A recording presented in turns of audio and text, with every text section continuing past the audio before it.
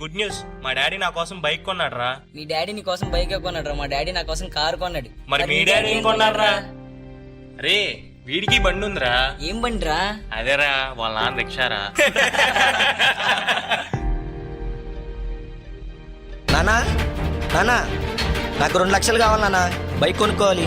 2 లక్షలా? ఈ రిక్షా తొక్కేవాడి దగ్గర 2 లక్షలు ఎక్కడి నుంచి వస్తాయి నాన్న? నాకా వయసు అయిపోయింది, రేపు నువ్వే నన్ను చూసుకోవాలి. నా దగ్గర అంత డబ్బు ఎక్కడది నాన్న? చెయ్యి, మా ఫ్రెండ్స్ని చూడు, వాళ్ళ నాన్నలతో ఎంత హ్యాపీగా ఉన్నారు.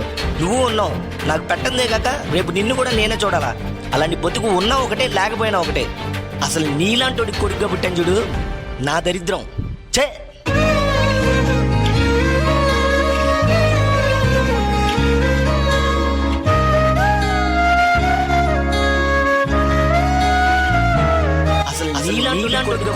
చూడు, నా దరిద్రం.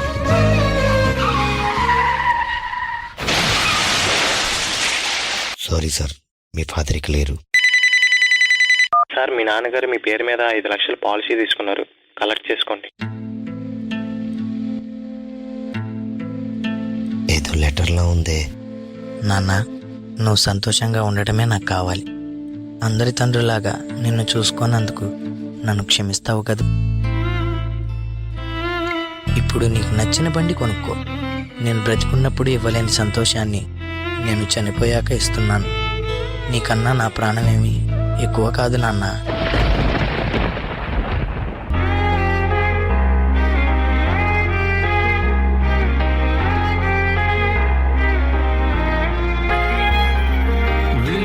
చీకటిలోన తోడే నిలిచే నాన్న, వదిలేసావా నన్ను ఎడబాటునా?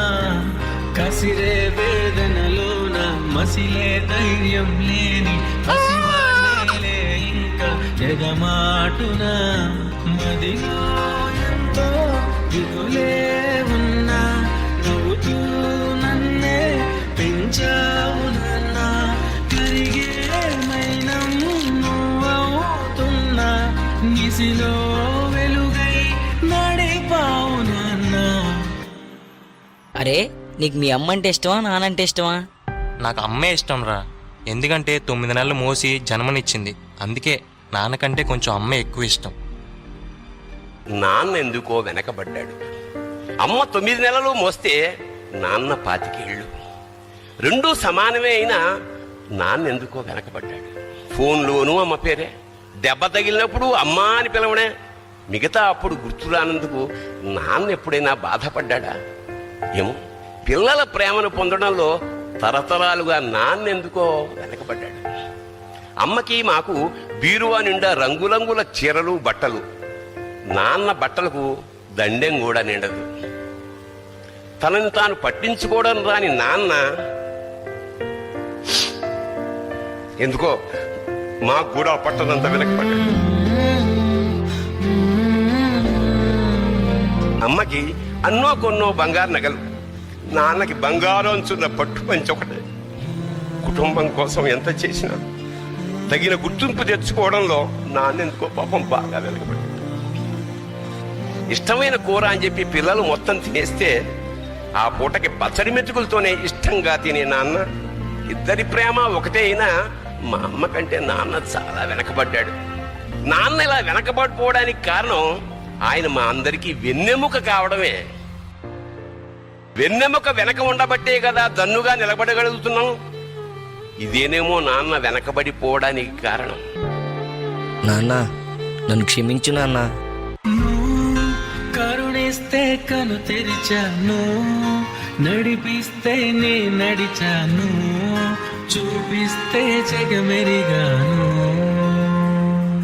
నువ్వు కథ చెబితే మై మరిచని, ఎదపైనే నిదురించానే, నీ కొడుకై తరించాను.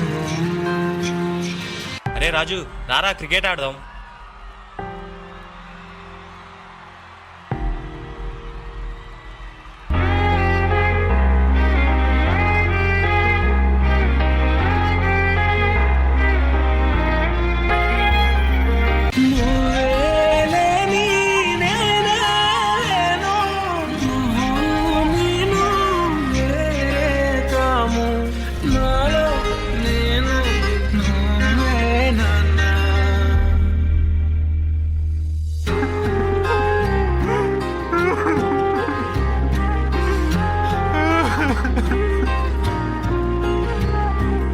నాన్న తప్పు చేశాను నాన్న, మళ్ళీ రా నాన్న.